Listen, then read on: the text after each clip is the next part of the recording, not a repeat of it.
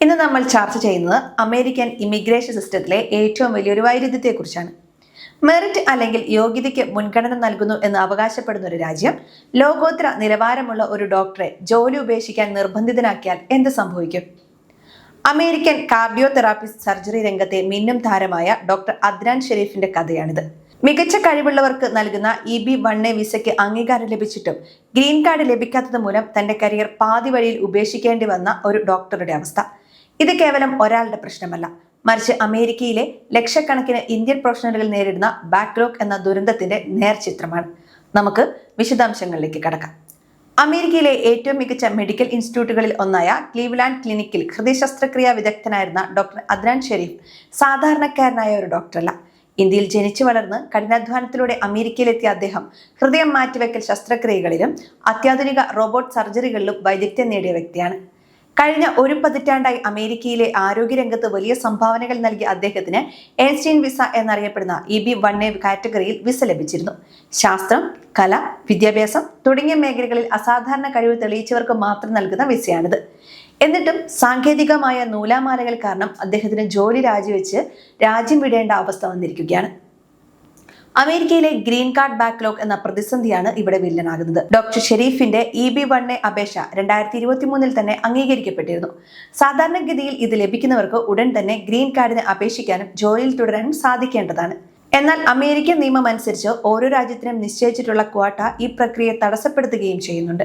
അദ്ദേഹത്തിന്റെ H-1B വിസയുടെ കാലാവധി അവസാനിക്കുകയും ഗ്രീൻ കാർഡ് പ്രക്രിയയിലെ അടുത്ത ഘട്ടമായ അഡ്ജസ്റ്റ്മെന്റ് ഓഫ് സ്റ്റാറ്റസ് ഫയൽ ചെയ്യാൻ സാധിക്കാതെ വരികയും ചെയ്തതോടെ അദ്ദേഹത്തിന് നിയമപരമായി ജോലി ചെയ്യാൻ കഴിയാത്ത സാഹചര്യമാണ് ഉടലെടുത്തിരിക്കുന്നത്.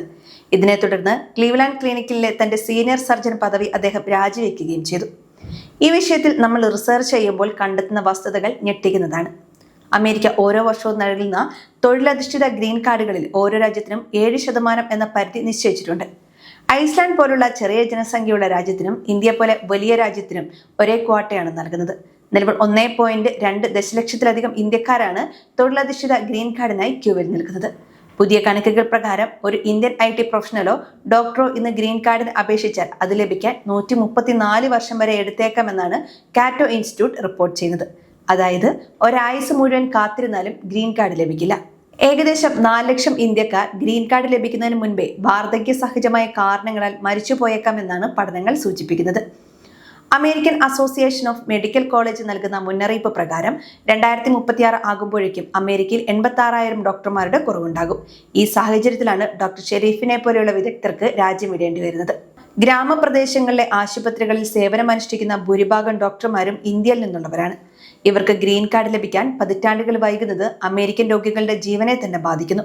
ഡോക്ടർ ഷെരീഫ് തന്റെ സോഷ്യൽ മീഡിയ പോസ്റ്റിൽ കുറിച്ചത് ഇങ്ങനെയാണ്: എന്റെ രോഗികളെ എനിക്കിനി പരിശോധിക്കാൻ കഴിയില്ല. വർഷങ്ങളായി ഞാൻ നേടിയെടുത്ത എന്റെ കഴിവ് ഈ രാജ്യത്തിന് നൽകാൻ എനിക്ക് സാധിക്കുന്നില്ല. ഇതാണോ നാം ആഗ്രഹിക്കുന്ന മെറിറ്റ് ബേസ്ഡ് സിസ്റ്റം എന്നാണ് അദ്ദേഹം സാമൂഹ്യ മാധ്യമങ്ങളിൽ പങ്കുവച്ചത്.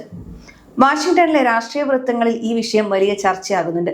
ഈഗിൾ ആക്ട് പോലെയുള്ള നിയമങ്ങൾ വഴി കൺട്രി ക്വാട്ട നീക്കം ചെയ്യാൻ ശ്രമങ്ങൾ നടക്കുന്നുണ്ടെങ്കിലും അത് സെനറ്റിൽ പരാജയപ്പെടുകയാണ് പതിവ്. ഒരു വശത്ത് ഇമിഗ്രേഷൻ നിയന്ത്രിക്കണമെന്ന വാദം ശക്തമാകുമ്പോൾ മറുവശത്ത് ഉയർന്ന യോഗ്യതയുള്ളവരെ നിലനിർത്തണമെന്ന ആവശ്യവും ഉയരുന്നുണ്ട്. ഡൊണാൾഡ് ട്രംപിന്റെ ഭരണകൂടം ഇമിഗ്രേഷൻ നിയമങ്ങൾ കൂടുതൽ കർക്കശമാക്കുമെന്ന ഭീതിയും നിലനിൽക്കുന്നുണ്ട്. മെറിറ്റ് നോക്കി ആളുകളെ എടുക്കുമെന്ന് ട്രംപ് പറയുന്നുണ്ടെങ്കിലും ഡോക്ടർ ഷെരീഫിന്റെ അനുഭവം കാണിക്കുന്നത് യോഗ്യതയുണ്ടായിട്ടും നിയമത്തിലെ പഴുതുകൾ ആളുകളെ പുറത്താക്കുന്നു എന്നാണ്. തന്റെ പോസ്റ്റിൽ ഡോക്ടർ ഷെരീഫ് വ്യക്തമാക്കുന്നത് താൻ അമേരിക്ക വിടാൻ നിർബന്ധിതനായി എന്നാണ്. ഗ്രീൻ കാർഡ് ലഭിക്കാത്തതിനാൽ കാനഡയിലേക്കോ യുണൈറ്റഡ് കിങ്ഡത്തിലേക്കോ ചേക്കേറാനാണ് അദ്ദേഹത്തിന്റെ തീരുമാനം. മികച്ച പ്രതിഭകളെ അമേരിക്കയിൽ നിന്ന് മറ്റു രാജ്യങ്ങളിലേക്കും കൊണ്ടുപോകുന്ന ബ്രെയിൻ ഡ്രെയിൻ എന്ന പ്രതിഭാസം ഇതിന് ഉദാഹരണമാണ്. അമേരിക്കൻ പൗരത്വം നൽകാൻ വൈകുന്നതോടെ കാനഡ പോലുള്ള രാജ്യങ്ങൾ ഇത്തരത്തിലുള്ള പ്രൊഫഷണലുകൾക്ക് ആഴ്ചകൾക്കുള്ളിൽ സ്ഥിരതാമസത്തിനുള്ള അനുമതിയും നൽകുന്നുണ്ട്. ഇത് അമേരിക്കൻ സമ്പദ് വ്യവസ്ഥയ്ക്കും ആരോഗ്യ മേഖലയ്ക്കും വലിയ തിരിച്ചടിയാണ്. അമേരിക്കയിലെ ഇന്ത്യൻ പ്രൊഫഷണലുകളുടെ സംഘടനയായ ഇമിഗ്രേഷൻ വോയിസ് ഈ വിഷയത്തിൽ കടുത്ത പ്രതിഷേധവും രേഖപ്പെടുത്തിയിട്ടുണ്ട്. ഒരു രാജ്യത്തിന്റെ പേരിൽ വിവേചനം കാണിക്കുന്നത് അവസാനിപ്പിക്കണമെന്നും ക്വാട്ട സമ്പ്രദായം റദ്ദാക്കണമെന്നും അവർ ആവശ്യപ്പെടുന്നു.